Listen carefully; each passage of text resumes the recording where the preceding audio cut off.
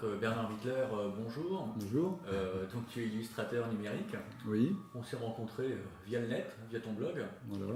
Euh, Par rapport à toutes tes illustrations, concrètement, comment tu en es arrivé à tes créations numériques?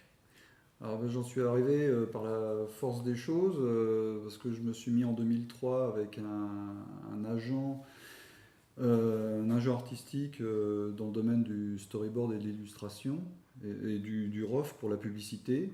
Et c'est vrai que avant, je me suis mis en 2007. Je suis arrivé en 2007 vraiment au numérique, mais en 2003 donc j'ai commencé le storyboard. Et c'est vrai que c'est du dessin très rapide à exécuter. Et s'il y a une erreur, il faut refaire le dessin. Donc au bout de plus de 3-4 années d'erreur, par la force des choses, je me suis remis. Donc je me suis mis au PC, Ouais. au numérique, et c'était 10 fois plus rapide pour les corrections de couleurs. Et avant le numérique? Et avant numérique, j'ai fait, moi ma formation, je suis dessinateur industriel à la base, scolairement on va dire. Et je suis autodidacte en fin de compte, j'ai découvert par moi-même différentes techniques, huile, pastel, acrylique, gouache. Pour un même univers? Non, il y avait des univers très classiques, du nu. Je fais beaucoup aussi d'aérographe. Et donc voilà, c'était des modes dans les années 70-80. Et, et voilà. D'accord. Donc c'est vrai que j'ai touché à pas mal de techniques, même à la sculpture, disons le modelage, surtout pas la sculpture, Ouais. mais le modelage. Et ce qui m'a permis de penser aussi en 3D. Donc, le dessin industriel me permettait déjà de penser en 3D, de voir le volume de ce que je voulais faire. Mais c'est vrai que le modelage, c'est un peu, je pense, un passage obligé pour tout dessinateur, euh, voilà, pour voir Ouais. les formes, après les ombres, les lumières. D'accord. Non, ça sert. Est-ce que tu as été toujours dans un univers de science-fiction? Oui, petit déjà. C'est vrai que tous les films un peu d'action, vraiment mon premier film qui m'avait marqué, c'était L'Homme de Rio. Et quand je voyais le final du film avec les catastrophes, tout ça, les éboulements, ça m'avait marqué. Après, c'était Voyage au centre de la Terre. Et c'est vrai que tout ça m'a entraîné dans des univers, bon, pas L'Homme de Rio, parce que c'était plutôt un film d'action, tout ça, d'aventure. Mais après, Voyage au centre de la Terre, à lire Jules Verne, et j'ai lu pas mal d'auteurs de SF. Et c'est vrai que ça m'a toujours attiré.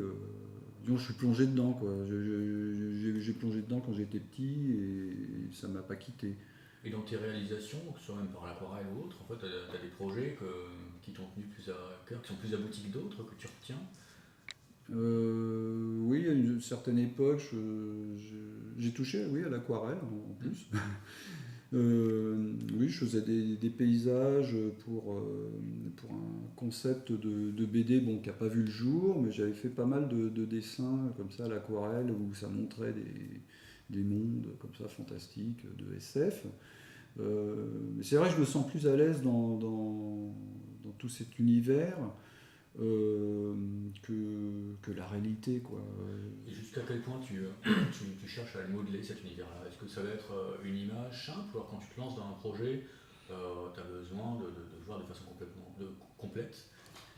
Et il y a le souci du détail, c'est certain, mais Oui. au-delà de la simple image, est-ce que ça déborde sur les personnages, ça déborde sur la façon de vivre, ça déborde l'imagination? Tu suis quel cheminement? Oui, c'est vrai que des fois ça envahit ma vie. Je suis un peu parti, dans mon univers. Souvent, je décroche, on va dire, je décroche de la réalité. Hein. Mais c'est vrai quand je pense à une image, ça peut être dans la rue, ça peut être n'importe où. Et quand je rentre dans l'image, oui, j'essaye de créer quelque chose, un peu d'original, j'espère, parce que c'est vrai, il y en a tellement, il y a à foison des images avec des figures iconiques ou des thématiques qui sont répétées à l'infini. Bon, bah, par exemple, l'univers de l'heroic fantasy, j'y touche pas trop, ou j'y touche par commande pour des revues ou des couvertures de livres ou de jeux de rôle, parce que voilà, ça j'en ai pas mal fait non plus. Donc, professionnellement, Professionnellement, oui. voilà, oui, ça j'ai beaucoup participé. En fin de compte, j'ai beaucoup participé dans le monde du jeu. Bizarrement, alors que je ne suis pas un joueur invétéré, je ne suis pas un geek, je ne suis pas un rôliste, j'ai participé, j'étais toujours dans le monde du jeu, que ce soit jeu de plateau, jeu de cartes, jeux vidéo. Ensuite, là j'ai pas mal participé à différents jeux avec différentes sociétés pour développer des univers, des décors, des costumes, des créatures. Voilà quoi, mais c'est vrai voilà, que je suis resté toujours dans cet univers-là, quoi. D'accord. Et tu touches aussi à la vidéo, enfin à la création. Oui, alors là c'est plus en tant que hobbyiste, on va dire. Je me prétends pas être animateur ou quoi que ce soit. Mais là je participe plus avec mon fils qui lui fait de la musique. Et donc sur ces musiques, je crée des clips, oui, des clips musicaux. Pareil, alors ça c'est des ambiances, c'est beaucoup de travail avec la fractale, où je crée des animations fractales 3D, où on voyage dedans, et c'est synchro avec la musique. J'essaye de faire sortir de quelque chose de complètement abstrait, dont j'essaye de faire sortir une émotion par rapport à sa musique. Donc ça, c'est qu'on va retrouver sur ton blog Oui. bernard.bickler.blogspot.fr. Voilà. Tes dernières créations, si on va sur le blog, c'est quelle rubrique? Vraiment les dernières créations, ça serait plus la partie Fractal Bodies, Primal Land et Fractal World. J'ai découvert la fractale il y a maintenant en 2011 à peu près, avec un petit logiciel. Disons, il y a plusieurs logiciels sur le marché qui font des fractales, mais c'est vrai que celui-là, c'est Mandelbulb 3D, et celui-là est très simple d'utilisation et permet de découvrir des univers.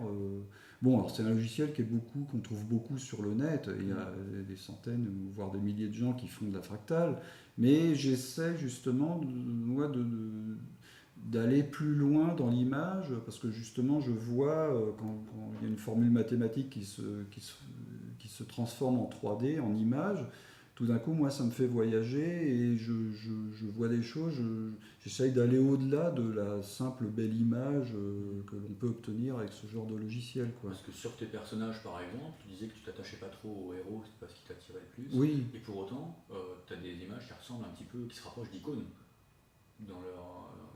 Oui. Par exemple, dans la façon dont c'est travaillé, oui, c'est abouti, c'est quand même, évidemment très esthétique, il y a beaucoup de détails. Voilà. Oui, mais c'est vrai que j'essaye. J'ai jamais été trop dedans, mais j'essaye pas de faire la super. Bon, ça j'en ai fait aussi par le passé, mais de faire la super pin-up avec la grosse épée, ou etc., ou qui combat le dragon, ou le chevalier, ou les choses comme ça. Bon, il y a. Ok. Et tes ambitions par rapport à ces projets, même si c'est pas pour aujourd'hui, mais qu'est-ce qui te ferait, en termes de projet, qu'est-ce qui te ferait rêver, qu'est-ce qui t'amuserait Moi, ce qui m'amuserait, c'est vraiment c'est de faire découvrir aux gens une autre vue de la fractale, et puis de l'illustration, en tout cas de ce qu'on peut faire dans un mix multimédia. Parce que si on résume, je peux utiliser aussi bien de la 3D, je reste aussi sur le dessin, la composition, la lumière. C'est vraiment un mix de tout ça, quoi. Et donc, ce que j'aimerais bien, c'est faire une expo un jour.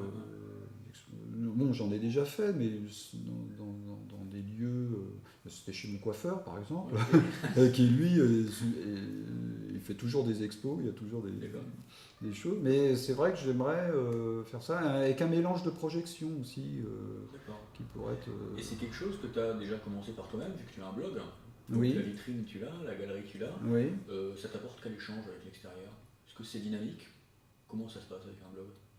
Avec un blog... Est-ce que tu as des gens qui te suivent, qui te posent des questions? Oui, il y a moins en termes de questions. C'est vrai que tout ce qui est blog, internet, bizarrement, des fois, on dirait que c'est assez... Ta propre bulle. Mais, oui, ouais, voilà, c'est une bulle et pourtant je suis ouvert. Hein, je serai le premier à donner, pas trop, mais à donner des trucs. Voilà. Après les gens, moi j'ai appris des choses par d'autres personnes aussi. Hein, quand je cale sur je sais pas, un rendu ou un terme technique sur tel logiciel, parce que des fois j'utilise d'autres logiciels, c'est vrai que bon, bah, je vais sur internet et puis je recherche ma source, je dis ah bah voilà, ils font comme ça, comment avoir telle profondeur de champ ou ce genre de détails techniques. Donc il y a des gens qui partagent, moi aussi, mais après chacun fait ce qu'il Donc veut. on va dire que le jeudi 21, c'est aussi l'occasion de rencontrer ton public et Oui. d'échanger, Oui. D'accord. Oui. Et de finalement de concrétiser ce qu'il y a derrière le blog. Voilà. Un petit peu. Oui, Ouais. tout à fait. D'accord. Rendez-vous le 16. D'accord.